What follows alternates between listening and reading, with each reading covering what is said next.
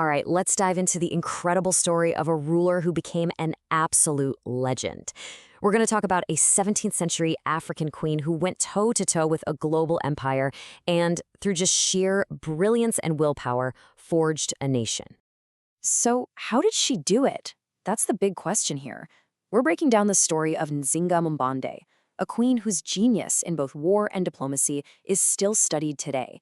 You'll see she was a master of adaptation, a brilliant tactician, and truly one of history's most formidable leaders.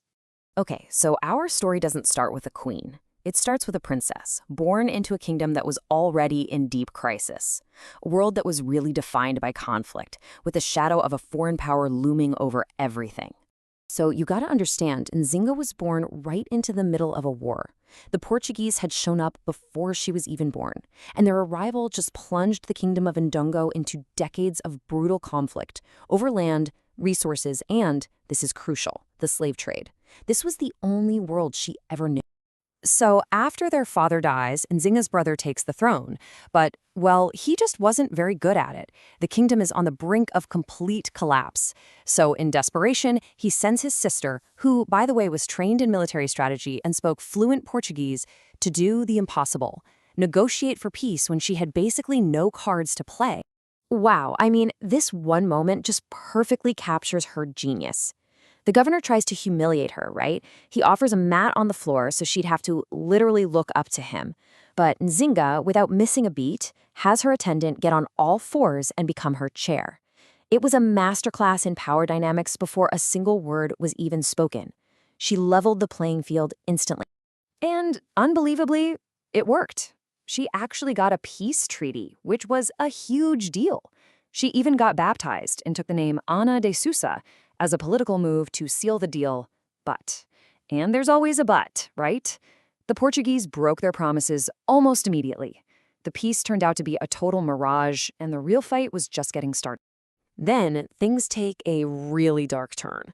Her brother dies under, let's just say, mysterious circumstances, and Nzinga's entire world falls apart. Now she's fighting not just for her kingdom, but for her own survival. So she claims the throne, but right away her enemies pounce. They use the fact that her mother was a slave wife as a pretext, basically an excuse, to say she wasn't the legitimate ruler. The Portuguese saw their chance, tore up the treaty, and threw their support behind a puppet king. They declared war directly on her. The war was just devastating. After a string of defeats, her army was completely shattered.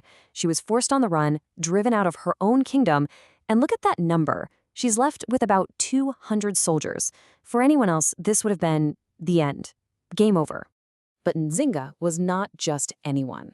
From the ashes of that crushing defeat, she didn't just rebuild, she totally reinvented herself. A new kind of leader, with a whole new kind of power, was about to emerge. So what does she do? She makes a move that is just mind-blowing.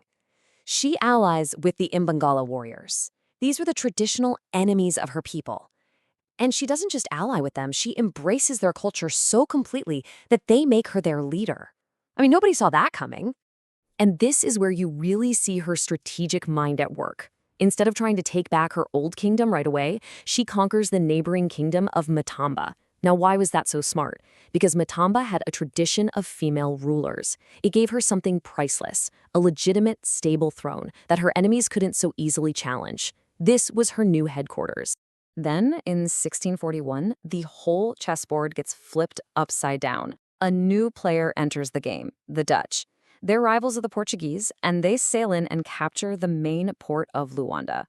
For most people, this would be chaos. For Nzinga, this was the golden opportunity she'd been waiting for. And Nzinga, being Nzinga, doesn't waste a second. While the Portuguese are scrambling, she immediately makes an alliance with the Dutch. Now she's got a powerful coalition against their common enemy. She's got a European ally, she's got more guns, and she's got a partner to control trade. So this new alliance makes her the most dominant power in the region. But, and this is a really important but, we have to talk about how this was funded. It's a brutal reality. By controlling the interior, Nzinga became a major supplier in the transatlantic slave trade, selling thousands of enslaved people a year to the Dutch to finance the war for her own people's freedom. And then, of course, the tables turn yet again. A huge Portuguese force shows up from Brazil and takes back Luanda. Her Dutch allies? They're gone. Nzinga has to retreat. But after fighting for decades, was she about to give up? Absolutely not. Even without her powerful allies, she kept on fighting for another 8 years. So now we come to her final act. And it wouldn't be an act of war, but one of building a state. She had survived, she had resisted, and now, in her last years, she was going to cement a legacy that is still felt to this day. In 1656, after nearly 40 years of non-stop war, an exhausted Portugal finally signed a peace treaty. They officially recognized her as the sovereign queen. She had won. And in her final years, she switched gears, focusing on rebuilding and turning her kingdom into a major hub for trade. So what's her legacy? Well, it's huge. She's called the Mother of Angola. She's a global symbol of resistance, a master tactician. But that last point, that might be the most incredible part of her legacy. I mean, just look at this. In the century after she died, her kingdom was ruled by queens for about 80 of those years. That is not a coincidence. She didn't just win a war, she fundamentally changed the political landscape and made it normal for women to rule after her. And let's fast forward a few hundred years. Her story gets a second life during Angola's fight for independence from Portugal in the 20th century. Centuries after her death, she became this powerful, unifying symbol of national pride all over again. When you really look back, you see she was a master of using the system against itself. Tradition said a woman couldn't lead an army?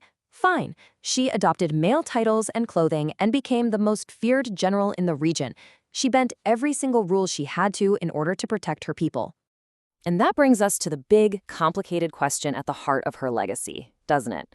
She's celebrated as a freedom fighter who saved her people, but she funded that freedom by participating in the slave trade.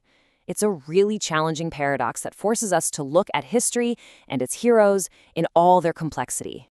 In the end, Nzinga's story isn't a simple fairy tale of good versus evil. It's a powerful and, yeah, at times an uncomfortable lesson. It's a lesson in resilience, in adaptation, and in the brutal choices leaders sometimes have to make in the complicated, messy business of survival.